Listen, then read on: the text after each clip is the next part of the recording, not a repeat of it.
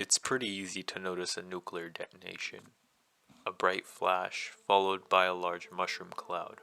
From space, it's the same deal, with two uncharacteristically bright flashes of light. This is easily visible to orbiting satellites, making a secret detonation nearly impossible. But what if the culprit isn't trying to hide the flash, but instead, through clever tricks and strategic obfuscation, they distance themselves from the event itself? This seems to be exactly what happened on the 22nd of September, 1979. On that day, the Vela satellite was orbiting over the southern Indian Ocean when it saw this. These are recordings of the flash from the bang meter on board the satellite. Simply put, a bang meter is a device used to measure electromagnetic radiation. On that day, the one on board the Vela satellite saw two flashes, as indicated by these two humps in the graph. With this in mind, the issue then is, who did it? Of course, there's the usual suspects. The US and Soviets have tested thousands of nukes over the past several decades preceding 1979. This fact also makes it very unlikely that either one was behind the test. There isn't a need for either country to have detonated a nuke. Both already had established arsenals for decades and were more than happy to flaunt said nuclear weapons, indicating that they were more than confident in the potency of their nuclear weapons. While the test could have served the Soviets to disrupt peace efforts and further polarize states, this seems a little extreme, even for them. Of course, the possibility of an accidental nuclear detonation still exists, and neither party is new to losing nukes. The flaw in this theory is that it would require all safety measures on the device to be bypassed. Also, no known nuclear weapons carriers were in the area at the time, and none are currently missing. Lastly, an unintentional explosion on board a ship likely would not have been capable of producing a sufficiently sized explosion to be detected by the satellite, according to CIA documents. This leaves a few other countries, but for the sake of time, let's look at the two most likely offenders. We can start with South Africa. At the time of the incident, there had been a strong pressure on South Africa to not test a nuclear weapon. The Nuclear Test Ban Treaty had been signed a few years earlier by many of the major powers, of which South Africa was not a signatory. This is likely due to the fact that South Africa was known to have nuclear weapons programs in place and also followed a doctrine of strategic ambiguity, which you'll hear more about later. The Prime Minister at the time, Peter Wilhelm Botha, likely believed that nuclear weapons were needed for security, as outlined by a CIA document from the time. They were also in an active war against Angola and Cuba, who had military support from the Soviet Union. In 1977, South Africa was actually caught preparing an underground test site. To prevent international scrutiny and sanctions, South Africa likely decided to prepare for a future nuclear weapons test in a more covert fashion. While risky, a nuclear test would serve to prove the viability of a nuclear device in a way that predictions and calculations just could not. Still, they needed a testing site. Doing so in the middle of the ocean would seem like an obvious location. Other types of tests likely would have taken weeks or months of preparation and left clear evidence for doing so. Underground testing was another possibility, but even this was risky and they had already been caught in the past. Security advisors to the Prime Minister likely warned that economic sanctions would entail an underground test. An at-sea detonation seemed like the only viable option. Although it was still an atmospheric detonation, it would have drastically minimized risk of prior detection and attribution, as the site could be set up in a few hours and require no more than 2 or 3 ships, minimal aircraft, and a few dozen crewmen. This would allow the involved party to disperse quickly, making the chances of detection negligible. There were also more evidence signs that point to South African involvement. In September of 1970, special security measures were put into effect. This indicates that on the day of the double flashes, the South African Navy were on alert or were actively exercising. Additionally, from September 17th to the 25th, the Simonstown naval base was off limits. Notably, there was no public announcement of the alert, and no activity was observed in or around the port. We know from a force development officer who was also a high-level Soviet spy that orders to close the naval base came from the defense minister's office with no explanation. The defense minister, however, was on a tour of South America at the time. This means that someone else had enforced a lockdown, or this event was planned ahead of time, and the defense minister's whereabouts were intentional to throw off anyone looking into it, as certainly for such an important event, he would have been there. After the disclosure of the incident, the South African government stuck to its policy of ambiguity, and many key members avoided questioning on the subject, with only one official outright denying South African involvement.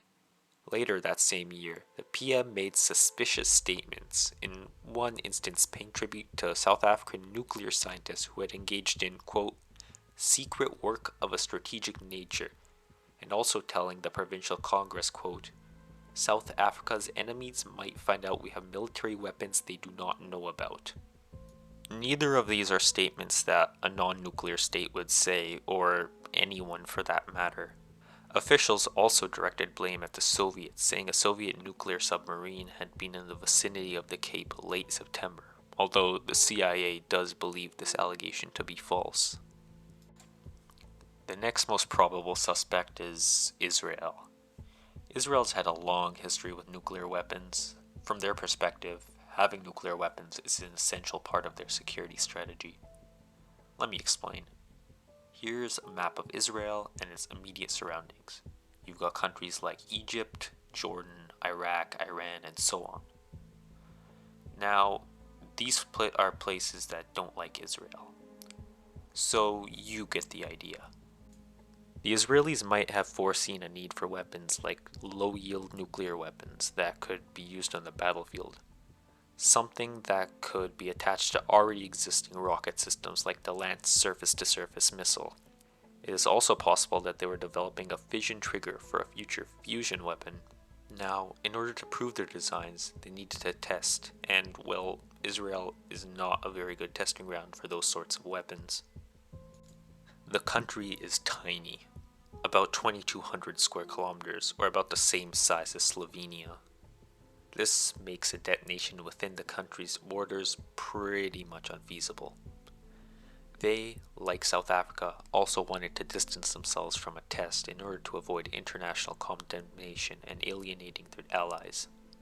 This would have made an at-sea detonation their only real option, as if they were detected, the consequences would be dire. Their largest allies, the United States, would have been forced by law to sanction them, and the newly signed peace treaty with Egypt would be seen as worthless. Worst of all for them, the USSR would likely increase military aid to Middle Eastern states, many of which are opposed to Israel. With this clandestine approach being the only option, how would they have done it? As mentioned before, the entire operation would have only required a few ships and aircraft. The site could be set up in a matter of hours and evacuated just as fast. In the days leading up to the event, nothing unusual could be seen occurring in Israel. Even afterwards, everything seemed mostly normal. An explosion off South Africa's coast could have served to shift the blame towards the South Africans and thereby shielding themselves from culpability. One big caveat is that the test would conflict with Israel's long-standing policy of strategic ambiguity. Israel, while today known to be a nuclear power, has never expressly admitted to having weapons of mass destruction. This is part of their long-standing nuclear strategy, neither confirming nor denying that they have nuclear weapons. Even to those at the top, this seemed like the most likely option, with at the time President Jimmy Carter writing in his journal that, quote, "We have a growing belief among our scientists that the Israelis did indeed conduct a nuclear explosion in the Indian Ocean near the southern end of Africa." A big issue some historians and analysts have with the theory of South Africa testing a nuclear weapon is that they would have only developed the capacity to test in late 1978, according to the CIA. Other sources insist that they likely would not have been able to test a weapon by the time of the detection. This leads us to our third theory. A combined South African-Israeli test would not be very surprising. With the growing security threat posed to both countries, they likely saw a need for nuclear weapons development and their own homegrown arsenal. Beginning just after the Yom Kippur War, both countries began collaborating on nuclear affairs. Israeli scientists began traveling to South Africa to help develop a payload delivery system for Jericho missiles. This period of cozy relations lasted until the 90s, giving plenty of time for them to collaborate before the detection by the Vela satellite. The South Africans likely needed both Israeli designs and Israeli technical assistance, as their own abilities were rather questionable. The Israelis also likely figured out that any test in the area would be attributed to the South Africans, letting them off the hook for the most part. The biggest indicator of all is Israel participating in South African nuclear research efforts and transferring advanced nuclear weapons tech to South Africa. The design of the device detected, likely being a low yield, is consistent with Israeli military planning. It also seems unlikely that the Israeli military would have been able to access the southern Indian Ocean without the South Africans noticing. In her book Bargaining on Nuclear Tests, Or Rabinowitz points to it being a test of an Israeli nuclear artillery shell conducted with South African knowledge. Of course, there's one more thing I need to mention, and that's the apparent cover-up that seems to be going on. Firstly, let's start with the satellite itself. The Vela 5B satellite was old at this point. It was 2 years beyond its expected service life, and while the signals were consistent with an atmospheric nuclear explosion, the onboard instruments were said to be less self-consistent than usual, with some of the systems on board being completely inoperable. There was an initial panel of scientists and experts who determined that the event was likely a nuclear detonation. However, the Carter administration's science advisor, Frank Press, handpicked a new panel to review the events of the day. The panel outright rejected evidence from the Arecibo Observatory in Costa Rica on the grounds of mathematical errors. They also discounted hydroacoustic data and radioactivity measurements. In 1980, their report was leaked to the press. It outlined that the signal was most likely caused by a natural event, like a micrometeoroid impact on the satellite. Predictably, this conclusion was not taken well.